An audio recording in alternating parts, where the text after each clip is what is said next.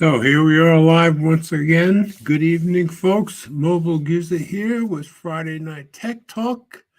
If you're new here, we do this every Friday night at 8 p.m. Eastern Time from the U.S. But wherever you are in the world, we're glad you're here. And I know we always have people from California and New York and Texas and New Jersey. Usually we have friends from the Philippines, and sometimes we have a few people from London. So wherever you are in the world, welcome. And we talk every week about some of the tech stories, especially mobile tech, from the past week. So this was started 4.5 years ago, I guess close to 5 years ago, by myself and two guys in New Jersey, Mike and Will, who sometimes join the show when they have time. Me being the elder statesman, that's for an understatement at 78 years old. I have much less responsibility as far as family and kids than they do.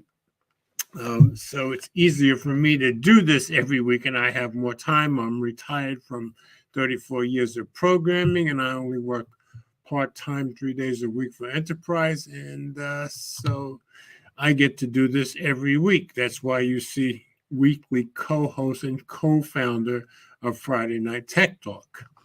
So I put up show notes every week on my website, so I will show you that.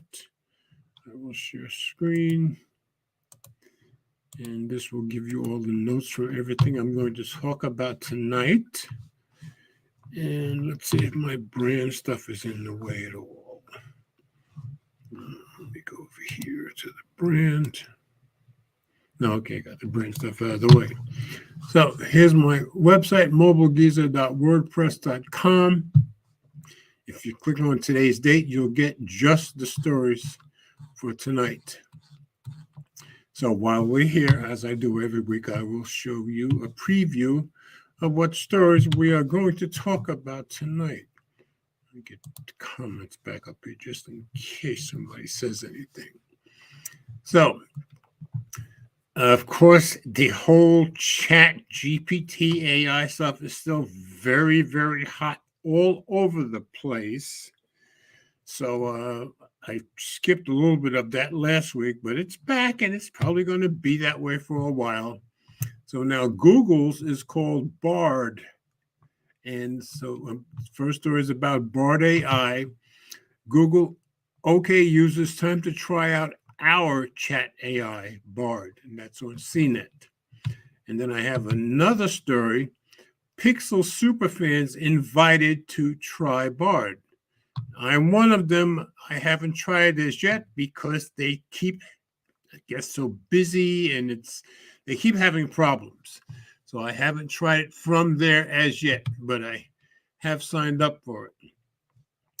And then an Android Authority writer tells us what it's really like to use Bard. So we'll check that out. And then a couple of days ago, the Nothing Ear 2, Nothing second generation earbuds was released, and you can now get them on the US website and on Nothing's website worldwide. So we'll go over that story. And I said, Fed's getting serious about subscription cancellations. You know how it's hard to cancel a lot of stuff, and they do everything they can to get you not to cancel. Well, the Feds are stepping in on that. At least we'll see what they do about it. And my final story is where GPT, back to the chat AI again, chat AI on your wrist. And this was on Android Central. And yes, you can now get it on your watch. And I actually have done that because I followed the instructions in the story. And I actually put it on my Galaxy Watch 5. So I'll show you that a little bit. Again, it's not working. So Be prepared. Okay, nothing new in the comments. Now, the last 2 weeks, Ted has been kind enough to join us, which makes it much more interesting. But I never know if Ted is going to join or if Will is going to join whenever Will has time. Now, of course, Will works straight through the entire weekend. He's a nurse. And he works straight through the entire weekend, every weekend. So he works a lot on the weekends. Plus, he's got 2 little kids at home. And Mike is doing a whole bunch of DoorDash stuff. So you may have to deal with just me. And if it's just me, of course, it'll be a quicker show. But I always try to come up with stories that I think are relevant. But I always try to come up with some stories that I think you may not have seen or heard everywhere else. So hopefully that's the case tonight. So let's start going over the stories. And if anybody comes in, I will try to keep an eye for them and let you know. So I'm going to share my screen. Okay, back to my website. And the first one is Google OK uses time to try our chat AI Bard. And we're going to go to CNET for that. So Google says you can now try out Bard, its chat GPT rival. So supposedly it's ready for the public, but I don't think it's really ready for the public because much of the time you go there, you get some excuse why it's not working. But anyway, you'll see what I mean, or at least I'll tell you what I mean. The search giant rolls out the AI chatbot, starting with the people in the US and UK. So America and England get first shot at it, or Britain first shot at it. And this is by Carrie Mihalcik, I would say, and Imad Khan. Sorry if I butchered your names. So let's go into Reader View, get rid of some of these ads. Okay, and this is from 2 days ago. Google on Tuesday said it's opening up access to Bard, the search giant's own AI-powered chatbot that's a rival to services released by Microsoft and OpenAI. The company is starting with people in the US and UK who can go to the Bard site to join a waitlist. And I did go to join the waitlist, and then I did get approved. And the one time I had enough time to go take a look, well, it wasn't working, or it was too busy or something. So I haven't seen it yet. We've learned a lot so far by testing Bard, and the next critical step in improving it is to get feedback from more people, wrote Google's CIO, I think, and Eli Collins in a blog post. Google announced Bard last month after the company reportedly went into code red. Yeah, they were panicking because Microsoft was out in front of them, following the release of OpenAI's ChatGPT late last year. ChatGPT captured imaginations with its ability to give human-like answers to just about any question. Yeah, they give some human-like answers, also some teenage childish answers too. From writing oddly specific poems to producing convincing cover letters for social media managers.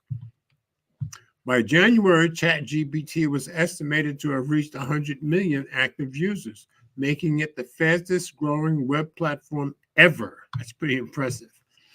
That led to a rush of companies introducing their own AI products, including Microsoft's new Bing search, which it's okay, you can at least get to it, and a Copilot tool in Word, Excel, and PowerPoint. I haven't seen those yet, even though I have Word, Excel, and PowerPoint, as well as AI features for Google's workspace tools, including Gmail and Docs.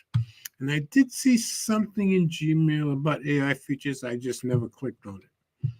After it unveiled Bard, Google got called out when the AI chatbot served up inaccurate information about the James Webb Space Telescope during a demonstration meant to show off the tool's abilities. And I told you about that when it happened.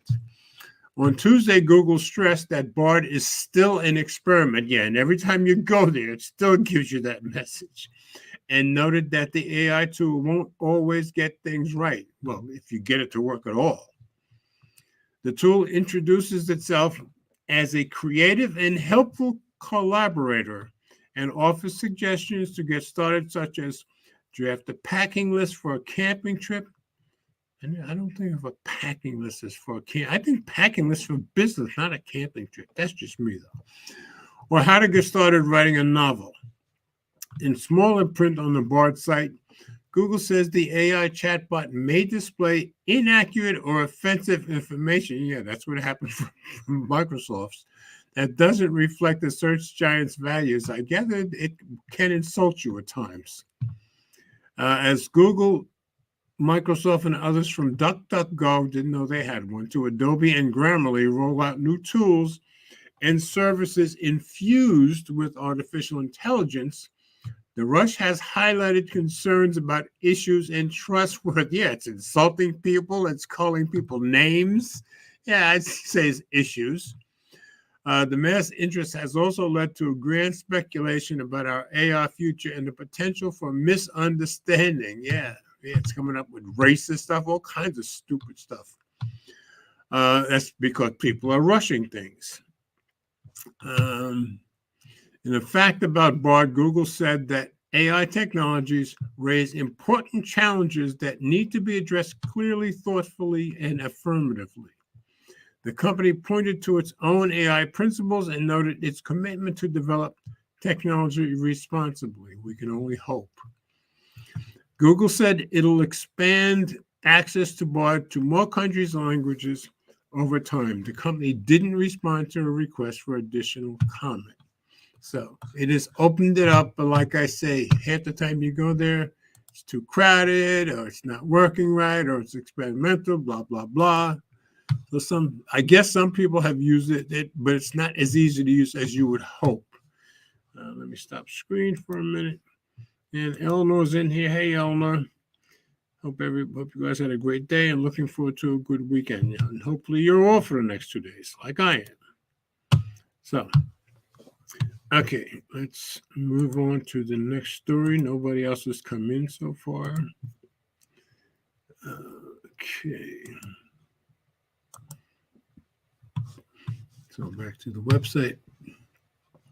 And my next one, Pixel superfans, which I'm one of, invited to try Bard. So that's on Tech Radar. Google Pixel superfans are getting exclusive invites to try out Bard, and I'm jealous. Somebody's jealous of me. I'm shocked. Where's my invite, Google? Let's get it to review. Okay. The AI chatbot race is well underway, and companies are in a mad dash to shove quirky, sometimes snippy, that's true, little chatbots into our lives as quickly as possible. ChatGPT burst through global consciousness and cemented itself as the chatbot to beat. That's very true. Quickly assimilated by Microsoft and its updated search engine, Bing. Yeah, I even have it Bing on one of my Android phones. Who has the time to go look at all this stuff? Not wanting to be left out, Google announced its AI champion Bard at an underwhelming launch event. Yes, that's a bad mistake. Followed by mixed messages and an obvious struggle to keep up. It's hard to keep track of what really is going on with Google Bard, but it seems like its public debut may finally be imminent. And of course, we already had its public debut. It is public now. I'm seeing articles where it's bad. I'm seeing articles where it's good and everything in between. Some members of Google's Pixel Superfans program have already received an email. Yes, I'm one of them, offering them early access to Google Bard, spotted in a Reddit thread. Yeah, I got it, and I got approved too. In the invite below, users can click on a link that'll ask them to verify their email address, and that's all you had to do, and hang tight, and the next day it approved me until they follow up with further access instructions. But as soon as I actually clicked on what they gave me with the follow-up, it said it was busy or something like that. The Superfan program is for people passionate about Pixel and Google tech. It's essentially a free members community that allows people to engage with other friends. Now, Superfan community is strictly on Facebook. Keep that in mind. Ask the Google team questions and get invited to special events by Merchant Money. We get an occasional perk. That's the best thing I can tell you. So we did get invited. I haven't been on it yet. Just wanted to make you guys aware that it is there for Google Pixel super fans, and you can still apply to become one. And there's a good shot you'll become one when they'll prove it. Okay.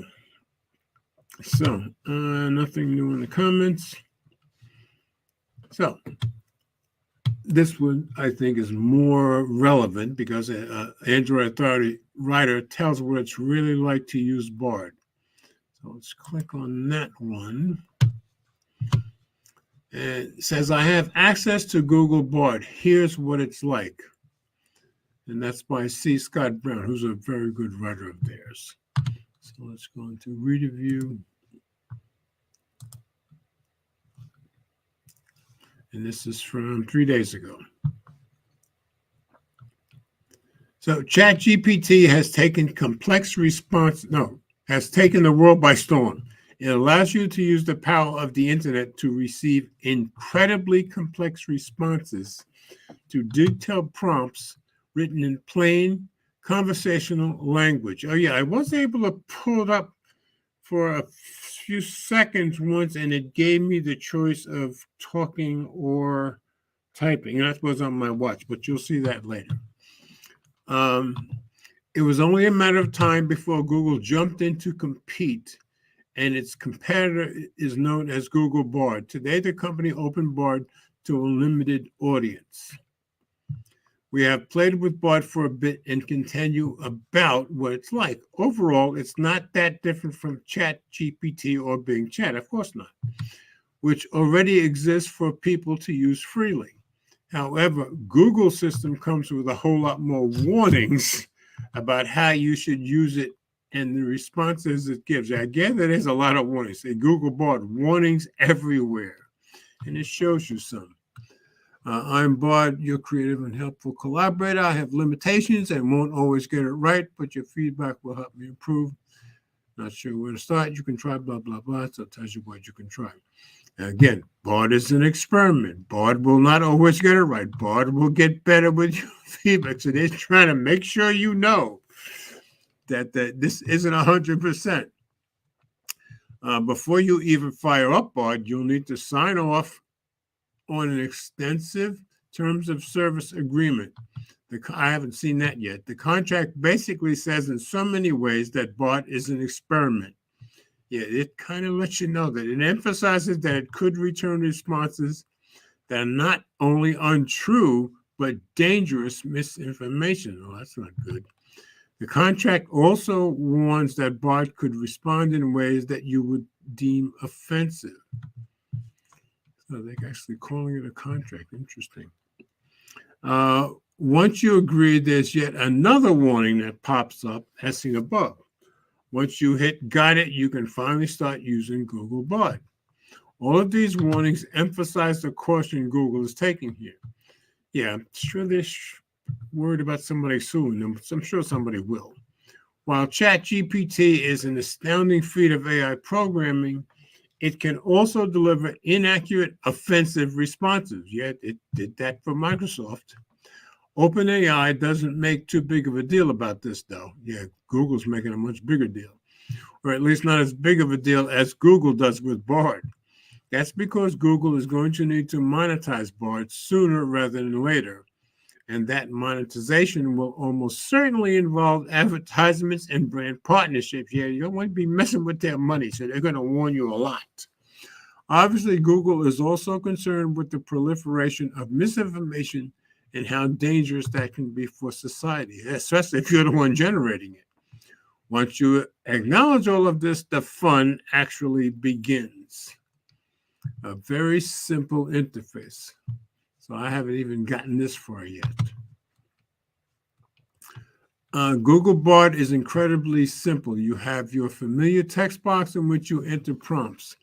Above that box is a chat feed where you find the answers to your prompts as well as a rolling history of your questions and replies. that what I'm seeing up here? Not yet. This was the very beginning, I guess. I know he did ask something about the Berlin Trilogy, so it does have some information here. Okay. On the left, you have a menu. Okay, yeah, and reset chat. Okay. There's a reset chat button that clears your rolling history so you can start fresh. That BART activity button opens a new page where you can choose whether to share your questions or response with Google or not. Let's see. Okay, reset chat, BART activity. Okay. This is a simple toggle. You're either saving your data or not. Finally, the side menu has a fact button and a help support button. Good. Blah, blah, blah. So I guess that's about it. Yep. So it doesn't sound like they got very far with this either, as far as I can tell, but it's very new. I'm surprised. Google's panicking because they're in such a hurry to get this out, obviously. So let's stop screen for a minute. Let's see what about the what I see here in the comments. Okay, Renz is in here. Hey, Renz, good to have you, brother. I'm guessing you're at work. But either way, glad to have you here. So I've gone through the BART chat bot stuff. Generally, Google is now in the chat business or the chat AI business. So that's the only stories I've been through so far. So far, nobody else has come on. No Ted, no Will. And, of course, no Mike. And we probably shouldn't expect him. Pardon me. So, back to the website. Share screen. Get back to tonight's notes. Next story. Nothing Ear 2. Nothing's second generation earbuds. And this was on Android Authority. And they just came out, 2 days ago, I think? So, I never got the Nothing Ear ones. Some people love them. I gather these are a little bit better, but I just wanted you guys to know about them, that they are. And I did go to the website, the US website, and check. You can buy them right now. So, Nothing Ear 2 review, elevating a winning formula. Can Nothing catch lightning twice and make another great pair of earbuds? So obviously, this person liked them, Rita El Khoury. So I've seen stories by her before. So let's go into Rita View.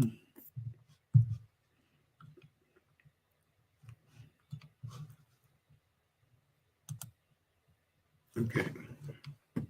And this was from 2 days ago.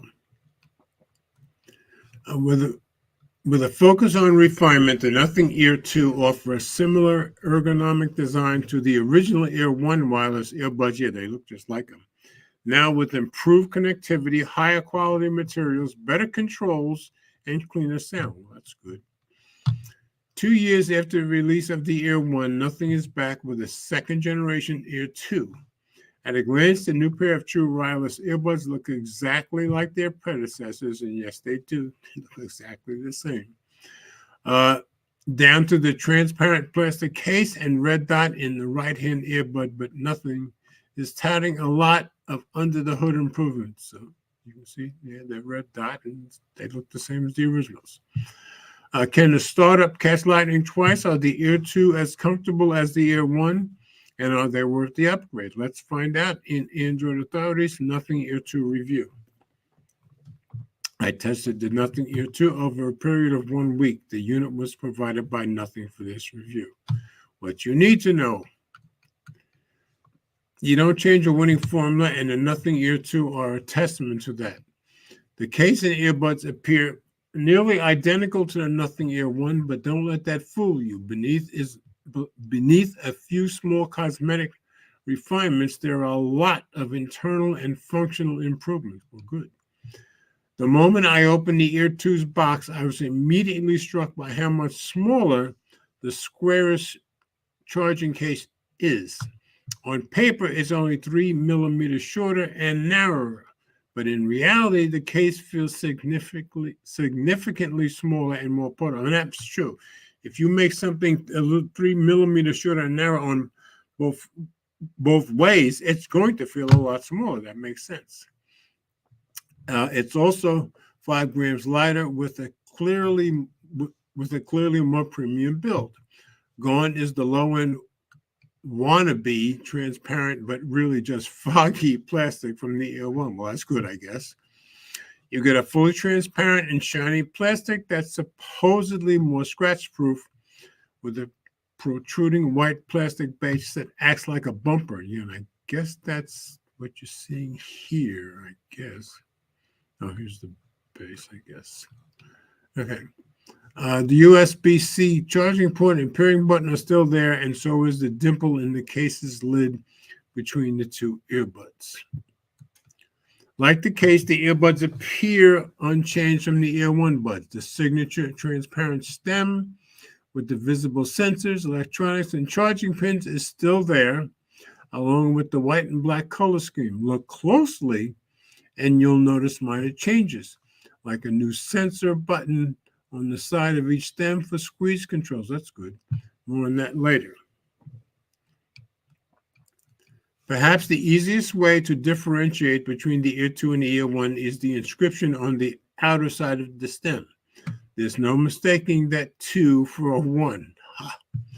The Nothing Ear 2 mixes the best features of the Ear 1 and Ear Stick in one package. I didn't even know about the Ear Stick, but I gather it's kind of an enhanced Ear 1. Under the hood, the Nothing Ear 2 sport a lot of improvements. In a way, this is a mix of the best features of Ear 1 and the Nothing Ear Stick with a few extras sprinkled on top. You get the Ear 1's ergonomic in-ear design and active noise cancellation in the transparency mode. With the Stick's squeeze controls, so that's where the squeeze controls came from, instead of swipe gestures. A new custom 11.6 millimeter driver with a dual chamber design and enhanced 3 microphone placement that improves voice recording, so that's good, and active noise cancellation, a custom EQ in the app, and low lag mode. That's very good. On top of that, Bluetooth has been upgraded to 5.3 with multi-point support, letting you connect the Ear 2 to 2 devices at the same time. That's very good. I love that on my Samsung earbuds. Fast Pair for Android and Swift Pair for the Microsoft are still there to simplify the pairing process with your phones and computers. The second biggest upgrade is LHDC 5.0 support, a low latency, high definition Bluetooth codec that lets you listen to high quality audio from apps such as Apple Music, Tidal, and Amazon Music. I've never used Tidal at all, ever. The Nothing Ear 2 are available starting March 27th, so 2 days ago, and from Nothing's website. And I did go look at the US website, and yes, it's there that you can order. The only color option is white, so no black right now. And Nothing says there are currently no plans for another colorway. Starting March 23rd, so yesterday, you can pick up the Nothing Ear 2 in person from the Nothing store in London, UK, and some Kith stores worldwide. I don't know Kith stores, including the US and France. So I guess there are Kith stores somewhere in the US. Probably New York or San Francisco would be my guess. From March 28th onward, which is next Tuesday, the Ear 2 will be available online and from other retailers, including StockX. So maybe you can get them on Amazon. So that's it. So they are out. Yes, you can go to the website and order them. They're $149. Let's see if I can show them to you. Let's see if we go look at them on the website, on the US website. Nothing US, and here they are. So here's Nothing's US website. Here's the Ear 2, and $149. So they seem to like them. I haven't tried them. Maybe I'll try them this time. I'm not sure yet. So just want you guys to see that, yes, they are available to buy right now. So let's stop screen. Get out of here. Nothing new in the comments for anybody, and nobody has come in to join us. So it's going to be a quick show tonight. So let's go back to sharing screen. Okay, down to our next story. I thought this was a good idea. Fed's getting serious about subscription cancellation. So this lady is head of the FTC. So this was when she was, I think, proposed to be head, but she has since become the head. So this was on Android Authority. Click to cancel rule aims to make unsubscribing less of a pain. Well, that's good to hear. It's unknown, and this is the bad part. It's unknown when the ruling will be published in the Federal Register. So we don't know when it's going to take effect. So let's go and review. So this was a couple of days ago, I think. The days of jumping through hoops to unsubscribe from recurring subscriptions may almost be over. May is the key word there. A new ruling could change the way businesses handle subscription cancellations. Today, the Federal Trade Commission proposed and voted on a new rule called Click to Cancel, according to NBC News. If enacted, the ruling would require businesses to simplify the steps needed to cancel a subscription. Very good idea. Specifically, these companies would need to make unsubscribing as easy as it was to sign up. That would be great. How businesses conduct subscription cancellations has been a problem for a while now. Although some companies may make canceling simple, not many, many more intentionally make the process as inconvenient as possible. That's true. Yeah, try to get off of Norton. The FTC even says that it receives thousands of complaints from consumers every year about being charged without consent or having difficulties with the cancellation. Yes, that's happened to me twice in the last 7 or 8 months. To this, FTC Chair Linda Khan, that's the lady we saw up here in the picture, in the picture before I changed it, provided her own examples of such business practices, highlighting gyms that require members to come in person in order to cancel. I didn't know that. Glad I have my own gym. Khan also mentioned cell phone companies that require you to call a custom service representative who will keep you on the line to try to convince you to stay. Yeah, that can be a real pain. After proposing the rule, the commission voted 3-1. I'm surprised it wasn't unanimous in favor of the ruling. The lone detractor was Commissioner Christine Wilson, who disagreed with the proposal, claiming it was too broadly written. They don't tell us any more about that. But anyway, it did pass.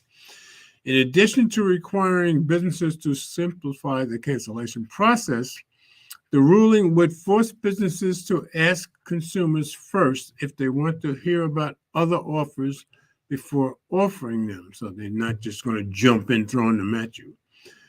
They would also have to provide annual reminders to the consumer about their subscriptions before automatically renewing them. I'm glad, because that's happened to me. Once the proposal is published in the Federal Register, the public will have an opportunity to submit comments during the following 60 days. I guess that means after 60 days, it would become official, I guess. At this moment, a spokesperson for the FTC says officials don't know when the ruling will be published. So we don't know for sure when it's going to happen. It sounds like it's going to happen, but we don't know. So at least I think that's a good thing for all of us consumers. So let's get that.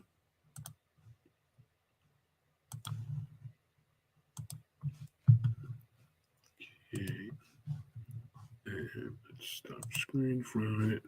Okay, nothing new in the comments. So, yes, it's definitely going to be a very quick show. So I've got one more story left. Share screen again.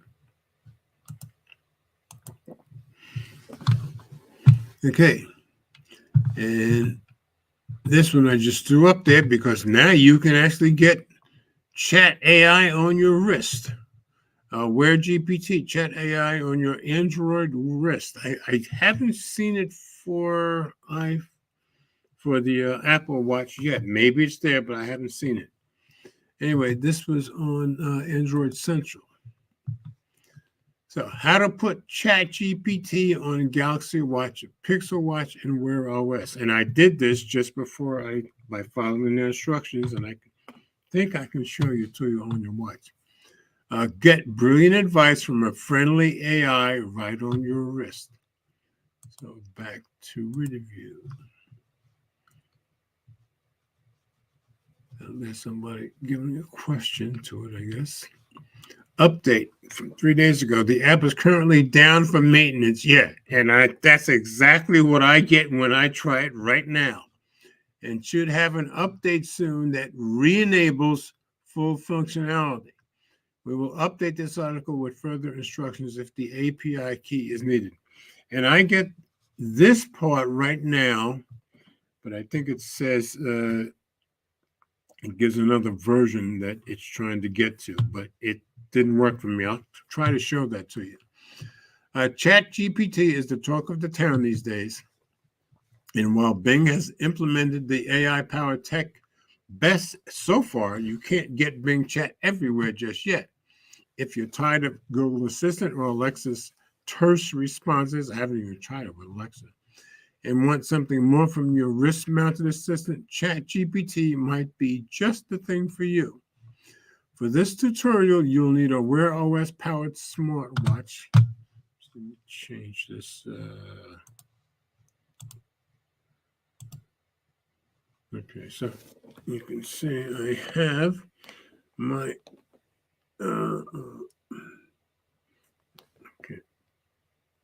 I have my Galaxy Watch 5 right here. I'm trying to get in front of the camera, not so easy. So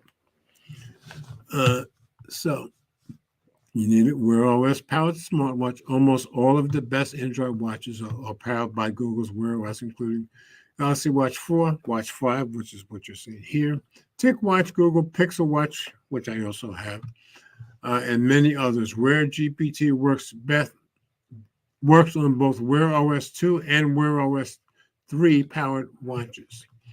Keep in mind that this is running on Chat GPT 4, which as of this writing is still running on a knowledge base that stops in September 2021. In other words, if he has anything beyond September of 2021, it's not going to be able to answer you or give you a wrong answer. In other words, feel free to ask ChatGPT interesting questions about historical facts, math questions, or some other fact that would have existed before September 2021. At this time, only Bing Chat uses ChatGPT, so nothing else. So it's still Bing, still Microsoft's, and provides up-to-date knowledge for questions like what's the weather or what's happening in my town this weekend. How to put it on your Galaxy Watch, which I just followed the instructions to put it on here. Okay. So Wear GPT is a free app on the Google Play Store that makes it easy to run ChatGPT queries from your Wear OS powered smartwatch. Here's how to install it. So I installed it, but I haven't been able to use it yet. So you can do it like this is my Galaxy S23, but I found it quicker and easier to just do it on the watch. If you're doing, you're doing this from your web or your phone, tap install on more devices and select your watch. Yeah, because it's going to give you a list of which watches you had. And it gave me a list of this watch, my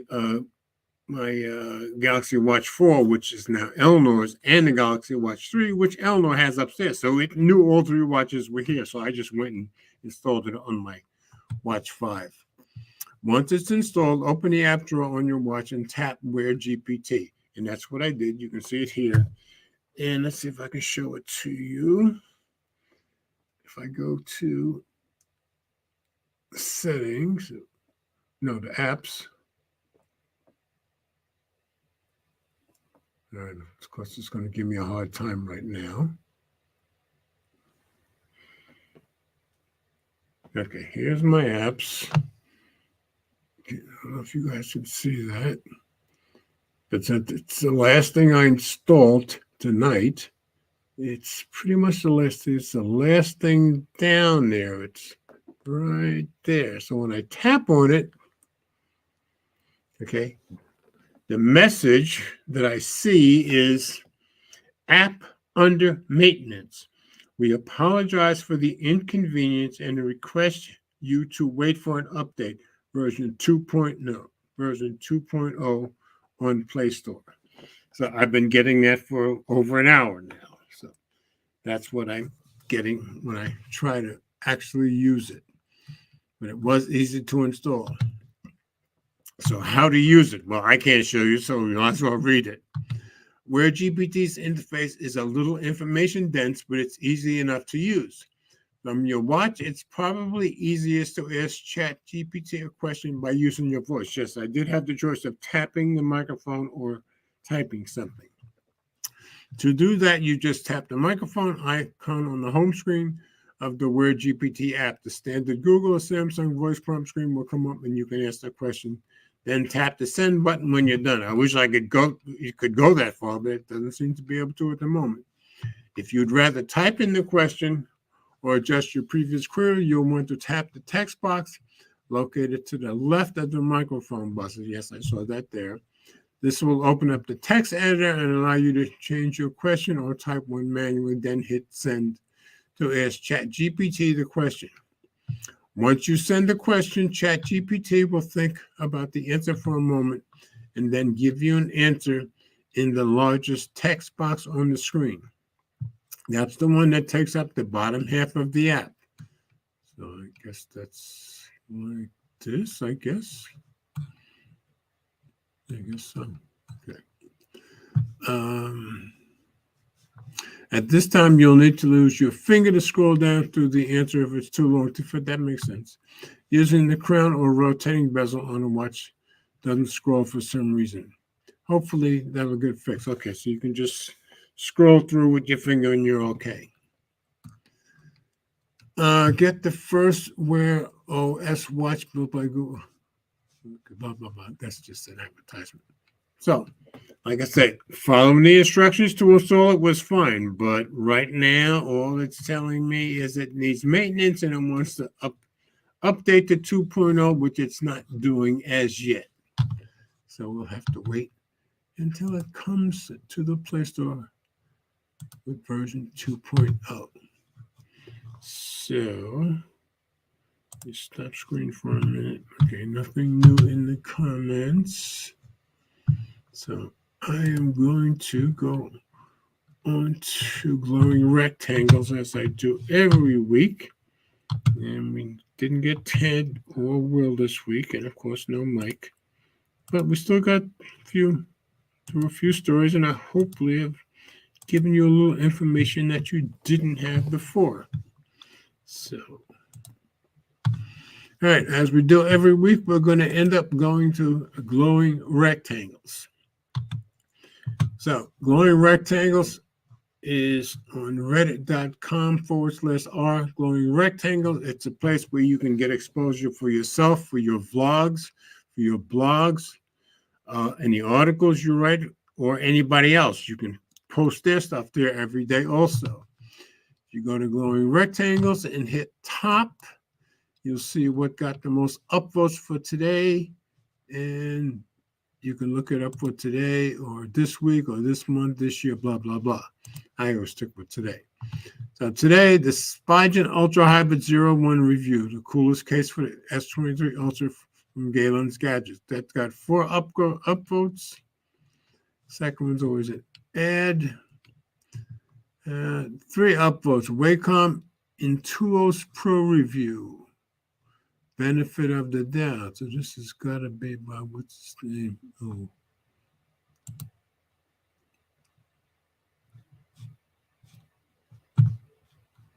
couldn't even remember his first name. I used to listen to his podcast every. Yeah, that's from his pod. Let me see what happens when we click on podcast. No. Yeah, that's the benefit of the Dad podcast. That's where that came from. So let's go back here. No, this one. And tied with 3 votes was the HP Dragonfly Pro review from Mobile Tech Review. And I did see that come up today. I haven't had a chance to look at it because I was working today. But I do subscribe to her, and she's really excellent.